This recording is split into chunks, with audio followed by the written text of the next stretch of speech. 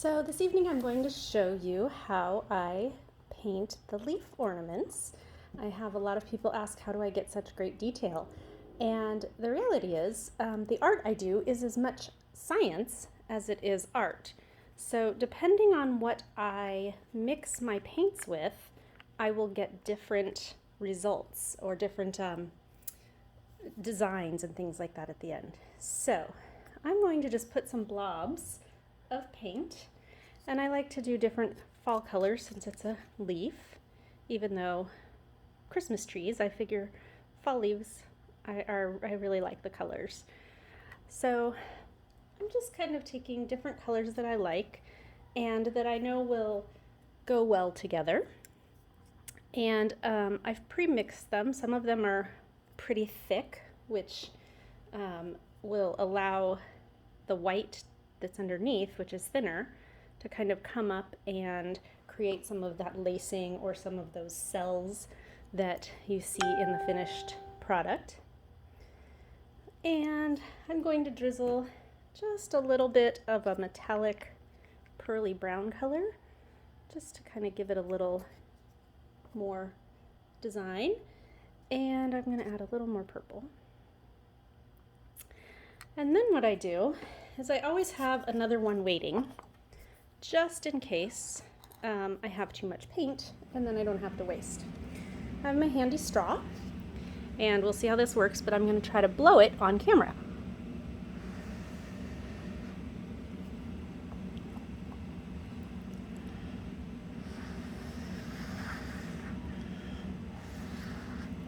Oops. So, can you see how the paint, the white is starting to come up? And now I'm just going to actually let it sit for a minute, let it think. And I'm going to put a little more white along the edges. Sorry for the noise in the background. My husband is obsessed with turning the heater on, even though I'm the one working in the garage. So I've got that white, and that's going to allow the paints to kind of move. So now I'm going to tilt and just be very patient. I'll try to zoom in for you and let that paint, that excess, kind of run off, but also covering all the edges as well as kind of spreading out my design. Now, I see that I have a lot of white here and I want more color, so I'm going to take my straw again.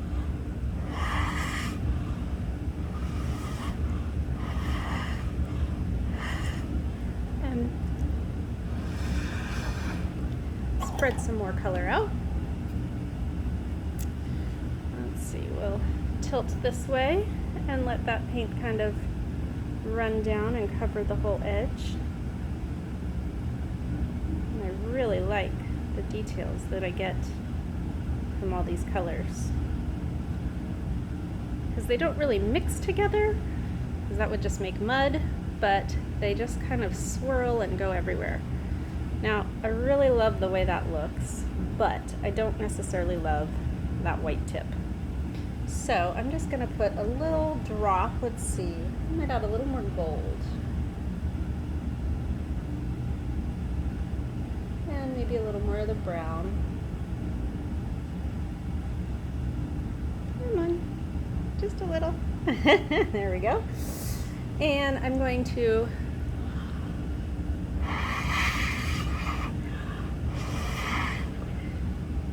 see if I can just add